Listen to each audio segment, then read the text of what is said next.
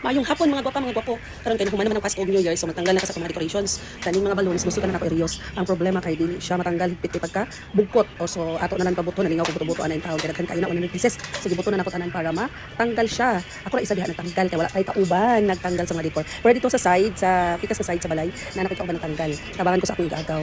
So Happy New Year, Merry Christmas, Happy New Year sa inyong tanan mga gwapo. Kani pagtanggal gihimo lang nako og half day. So after matanggal gibutang sa mga storage box para pwede pa nato ma-reuse next year, next December. So kinahanglan nato magtanggal kay magutro na pud mga bagong decorations. Decorations dili mag-decor, bagong mga curtains o uban pa. Mga seat cover kayo man naman ang New Year, Pasko New Year finish naman. It's already January 2025. Unta na good health ang tanan. Mga followers nako, thank you very much. Unta na kadaan ta good health sa Ginoo o peace of mind and nya prosperous ang ato ang New Year. Nya ang ato ang lugar unta na peaceful, walay away, wala tanan. Unta na si Lord ilikay pa sa tanang kuan kanang mga di maayong pagtabo sa atong kinabuhi.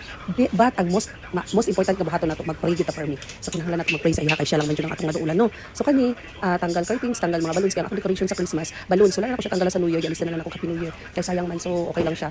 Tanggal lang ako ang Merry Christmas nga card na mo gilis dan og Happy New Year or welcome 2025. Hello 2025 yun. So grabe kasi sa adlaw, permanente man magkuan diri kanang ulan. Pero kana nga adlaw kagahapon ako nagibuhat init siya. So sinatay adlaw diha kay kumaklaro. So diri na punta sa Christmas tree. Kanang si stairs natanggal na siya diri na. Muna natanggal sa akong igagaw. Salamat kaayo. O kanang Christmas tree akong ginauna.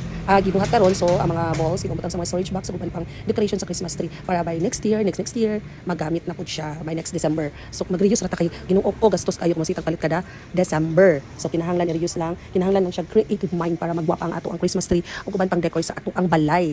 So kinahanglan naman magtanggal kay January na. So ilaan tag isa ka adlaw pero nabuhat na siya half day lang. Then butang si storage box, then limpyo-limpyo na pud ta para linis na pud ang balay. Actually kaning balay dili gini ako ha sa kaning ate asin kay tikay lami diri. Kaya ang akong ate wala diri. So kami ang nagbantay aning balaya. So kinahanglan tagabantay man ta. So tagalimpyo pud ta ato na lang pud ning hunahunaon nga ato kay diri man ta nagpuyo. So kinahanglan limpyuhan para dili masawayan sa tag-iya bisan ako ng ate. So kinahanglan jud in taon nato limpyuhan. So guys, maura na. Salamat sa inyo. Please follow and subscribe. Like pud please. Baguhan lang man ko diri mag-upload sa YouTube. Punta na magka-followers ko, magka-subscribers ko. Thank you sa inyo. Sana mag-follow, mag-subscribe ang bagong makakita ate. Salamat kayo sa inyo. God bless sa inyo sa mag-subscribe o mag-like. Thank you. God bless sa inyo. Happy New Year. Unta na ang inyong New Year is pagpalain wa kayo ng mabuong may kapal sa inyong New Year kita tanan. Unta na ang mga diri mag-follow. Thank you.